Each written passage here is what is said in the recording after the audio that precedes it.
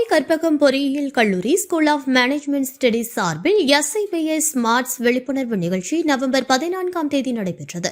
Emerging trends இன் commodity derivatives என்ற தலைப்பில் நடைபெற்ற இந்த நிகழ்வில் மாணவர்களுக்கு பொருள் விடுவிப்பு சந்தையின் சமீபத்திய மாற்றங்கள், வளர்ச்சி வாய்ப்புகள் மற்றும் சந்தை இயக்கங்கள் குறித்த விரிவான விளக்கங்கள் வழங்கப்பட்டது. இந்நிகழ்ச்சிக்கு SIBS secretary, market trainer, smarts மற்றும் NISM, BSE, NSE, MCX மற்றும் NCDEX, CDSL ஆகியவற்றின் அனுமதி பெற்ற ரிசோர்ஸ் பர்சன் ஆகிய டாக்டர் K. பிரபாகரன் சிறப்பு விருந்தினராக கலந்து கொண்டு மாணவர்கள் பயன்பெறும் வகையில் ஆழமான சந்தை அறிவுரைகளை வழங்கினார்.